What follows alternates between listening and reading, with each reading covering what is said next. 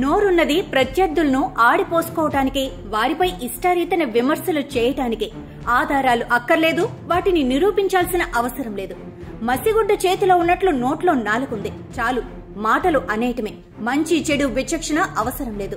సమంజసమా కాదా అన్న ఆలోచన లేదు. తాము అంటున్నాం సరే, జనం కనీసం నమ్ముతారా, నవ్విపోతారా అన్న సంశయం లేదు. నోటికి ఏది వస్తే అది ఎంతొస్తే అంత అనేయడమే. గత 5 ఏళ్లుగా అధికారంలో ఉండి వైసీపీ అధినేత సహా నేతలు చేసినది అదే. అభివృద్ధిని విస్మరించి ప్రత్యర్థులపై కక్ష సాధింపులు, వేధింపులు, దూషణలే పాలన అంటే. అధికారం అంటే పెత్తనం చెలాయించటం, ఇదేమని ప్రశ్నించిన వారిపై దాడులు చేయటం అన్నట్లుగా చెలరేగిపోయిన వైసీపీ నేతలు ఓటమి తర్వాత కూడా ఆ వైఖరి మార్చుకోలేదు.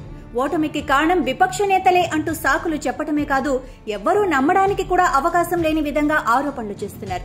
వైసీపీ నేతలు చేస్తున్న ఆరోపణలు విన్నవారు నోట మాట రాక నిరుత్తరులవుతున్నారు. ఇలా కూడా మాట్లాడే మనుషులుంటారా, వీళ్ళని మనుషులు అనొచ్చా అని ఆశ్చర్యపోతున్నారు.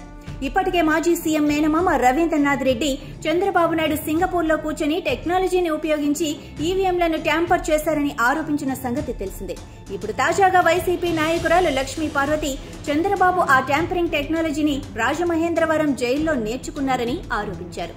స్కిల్ కేసులో జగన్ సర్కార్ ఆయన్ను అక్రమంగా అరెస్టు చేసిన సంగతి తెలిసిందే. ఇప్పుడు ఆ విషయాన్నే గుర్తు చేస్తూ లక్ష్మీ పార్వతి, జగన్ సర్కార్ స్కిల్ కేసులో అన్ని ఆధారాలతో నారా చంద్రబాబు నాయుడిని అరెస్టు చేసి రాజమహేంద్రవరం జైలుకు తరలిస్తే ఆయన అక్కడ కూర్చొని ఈవీఎంలను ఎలా ట్యాంపర్ చేయాలో నేర్చుకున్నారని చెబుతున్నారు. జైలులో ఉన్న రహస్య ప్రదేశాలలో ట్యాంపరింగ్ ఎలా చేయాలో నేర్చుకున్నారట. అలా హరిప్రసాద్ అనే ఆయన చంద్రబాబుకు ఈవీఎంల ట్యాంపరింగ్ విద్య నేర్పించాడట.